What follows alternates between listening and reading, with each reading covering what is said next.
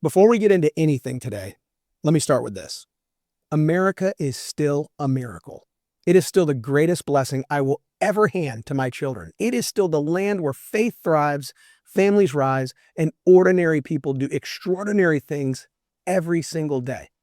We are surrounded, absolutely surrounded by reasons to be thankful.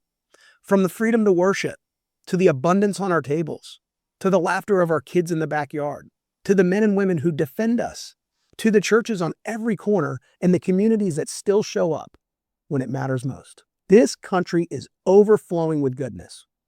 And Thanksgiving isn't just a holiday. It's the annual reminder that despite all the noise, despite all the chaos, despite all the headlines screaming otherwise, America is still a place worth celebrating. Thanksgiving used to be the day America took a deep breath. Before the Christmas rush, before the end of the year chaos, before the political madness, before we all turned into pundits with opinions about everything and peace about nothing. It was the one day carved out in the calendar where the entire country paused, looked around at each other and said, "We're still here. We made it another year, and God is still good." It was our national reset button. And if there is anything this country needs in 2025, more than another round of outrage, more than another viral clip, more than another podcast argument, it's a reset. We complain about America more than ever. Some of this is healthy. Iron sharpens iron, debates sharpen ideas. The founders built this country to argue, civilly, not to collapse the moments we disagree. But at some point, the loudest voices in the culture stopped sharpening and started tearing down. And tearing down requires no talent. Tearing down requires no courage. Tearing down doesn't even require a heart. Any angry person with a phone and a little bitterness can tear down. And that's the most dangerous part. Tearing down has become profitable. Outrage has become a content strategy. Hate has become a business model. Negativity has become the new national language. We built entire online ecosystems around feeding people anger and calling it information. And because anger is addictive, the people who profit from it keep giving us more. But gratitude built this country. Gratitude carried people through moments where anger would have broken them. Gratitude puts people back together. Gratitude gives us clarity. Gratitude gives us perspective. You don't get rid of darkness by yelling at it. You get rid of darkness by turning on a light. The Pilgrims understood this. Half their community died the first winter. Imagine burying half your church, half your neighborhood, half your friends, and then deciding the right thing to do is to hold a feast of Thanksgiving. They didn't give thanks because their circumstances were perfect. They gave thanks because God carried them through what should have destroyed them. Hardship didn't cancel gratitude. Hardship grew it. And that spirit shaped every generation that followed. Gratitude kept families together during the Great Depression. Gratitude sent young men to Europe and to the Pacific to defeat tyranny. Gratitude hung flags on every porch after 9/11. Gratitude is what makes a nation resilient. Gratitude is what keeps a nation humble. And it is what makes a nation worth defending. And this is the part nobody wants to talk about.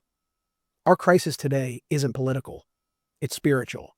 We have lost the ability to see the good right in front of us.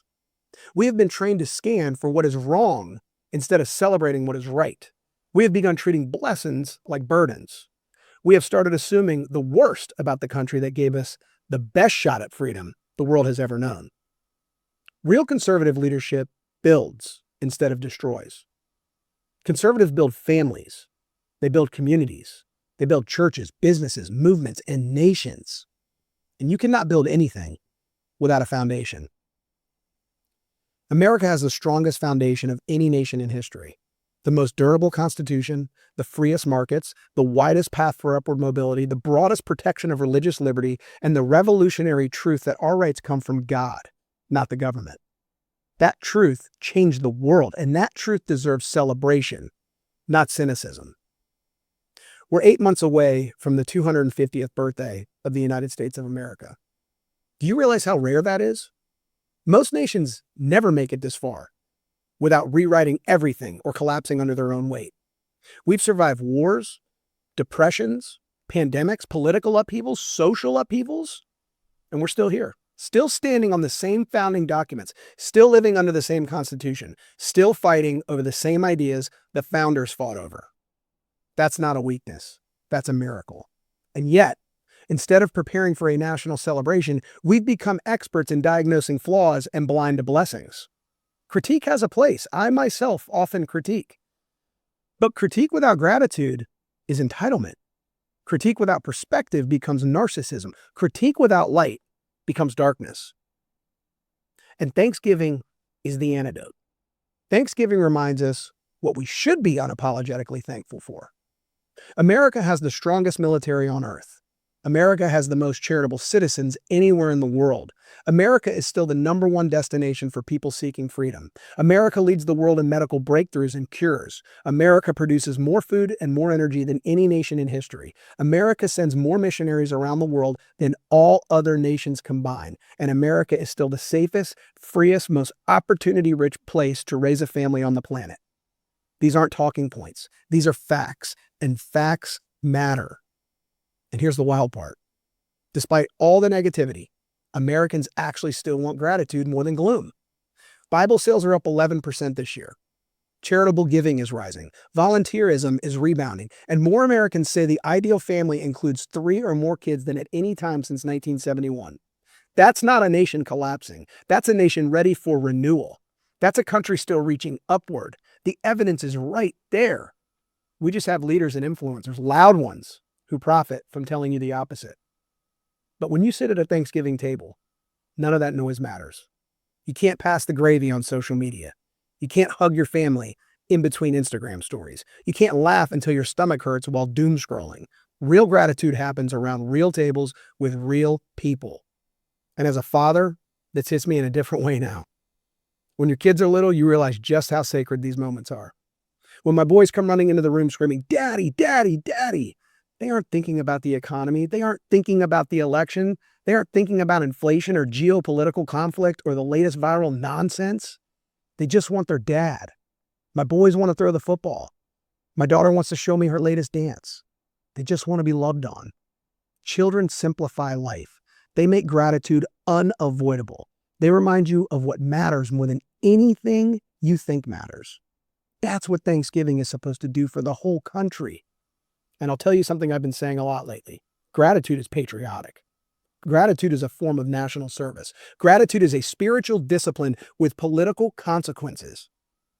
Because a grateful people build, a grateful people protect what they've been given, a grateful people raise strong families, a grateful people resist the temptation to burn the country down because they know the country is worth saving. But the opposite is also true. A bitter people destroy. A cynical people withdraw. A hopeless people become easy to manipulate, and a resentful people stop fighting for their future because they stop believing they have one. You want to know why some of the angry online movements targeting young men are so toxic? Because they've convinced an entire generation that the American dream is dead, that family isn't worth building, that faith is pointless, that women are the enemy, that work is meaningless, that life is a rigged game. And when you believe that, what is there left to be thankful for? Nothing. And when there's nothing to be thankful for, there's nothing worth defending. That's how you lose a country without even firing a shot. Thanksgiving and gratitude more broadly is the antidote to that poison. It cuts through all the cynicism and reminds you what is still good, still beautiful, still worth raising your kids in, still worth fighting for.